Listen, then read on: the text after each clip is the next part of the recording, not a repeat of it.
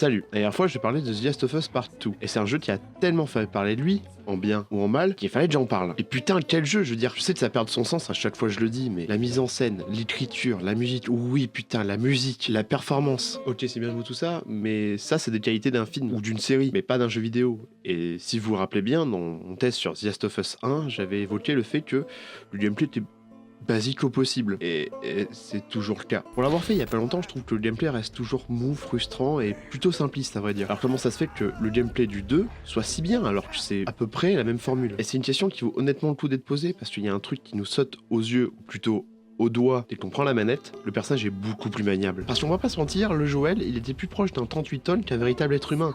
Là, le personnage est plus réactif, plus rapide, plus agile, il peut désormais sauter et ramper, car ramper nous permet notamment de nous cacher dans les autres herbes, en mode Assassin's Creed, ou sous les camions, sous les lits, et ça ajoute un énorme plus à tout ce qui est infiltration. Mais c'est pas la seule amélioration de l'infiltration, votre personnage peut désormais fabriquer un silencieux, ce qui rajoute un truc dont le 1 avait cruellement besoin, pousser le joueur. Et un truc qui est ultra frustrant dans le premier jeu, c'est que on est toujours en réserve de munitions ou de ressources. Après c'est logique, c'est un monde post-apo, mais au lieu d'être une mécanique challengeante et intéressante, bah, ça devient chiant. Par exemple, les ennemis dans le 1 ont des munitions infinies car ils peuvent vous tirer à volonté. Dans le 2 aussi, sauf qu'on voit moins la différence parce que dans le 2 on a moins d'armes, donc on ramasse plus de munitions, plus de ressources, même sans parler des armes. Et puis même les munitions on peut même en fabriquer. Et cette toute petite différence dans l'approche des combats nous fait pas recharger le shade point dès qu'on se fait repérer. Non, le jeu nous pousse à improviser. Alors certes on compte toujours nos balles parce que les balles on peut pas en porter 36 000 et puis il faut quand même les trouver. Mais à moins ce côté je m'empêche de m'amuser. Ce qui manquait au 1. Donc tu sais quoi, tiens dans ta gueule.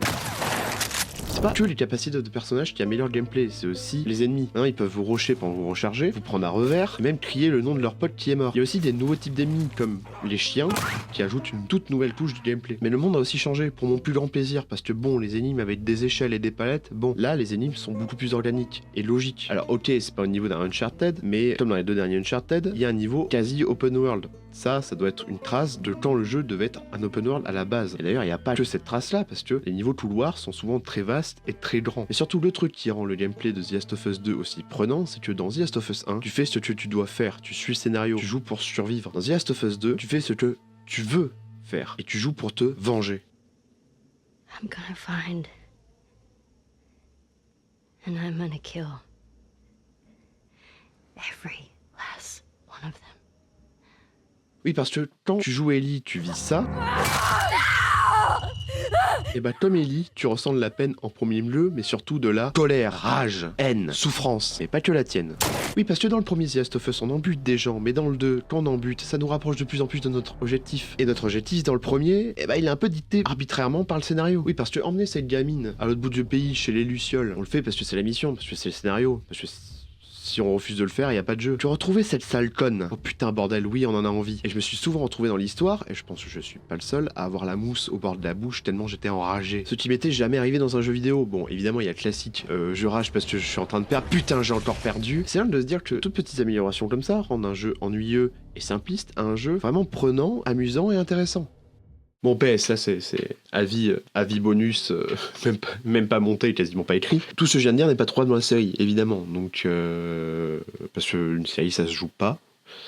Et à l'heure où je vous parle, la série est sympa sans plus. Que 4 épisodes qui sont disponibles pour l'instant, à l'heure où je vous parle. Quand la vidéo sortira, j'en ai aucune idée. Mais tout ça, juste pour vous dire que adapter un jeu dont la grande qualité et le gameplay en une série, c'est un peu casse-gueule, je trouve. Sachant que le premier The Last of Us, comme je l'avais dit à l'époque sur mon test, et je pense toujours, je l'ai refait pour la vidéo et je l'ai refait il y a pas longtemps, c'est un bon film avant d'être un bon jeu. Donc évidemment, ça va être une bonne adaptation.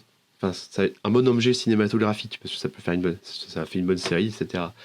Que le The Last of Us 2, le principe de The Last of Us 2, c'est que ce soit un bon jeu, et que du coup, du gameplay, il y a une bonne histoire qui en découle.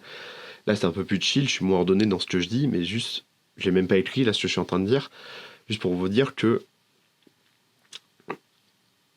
adapter, c'est changer, adapter, c'est prendre le risque d'enlever et aussi de rajouter des choses. Et donc, moi, ça m'étonne pas que la série fasse un flop, je le souhaite pas, moi, je souhaite que la série marche et soit bien, mais ça m'étonnerait pas parce que c'est beaucoup plus particulier à adapter que le premier jeu.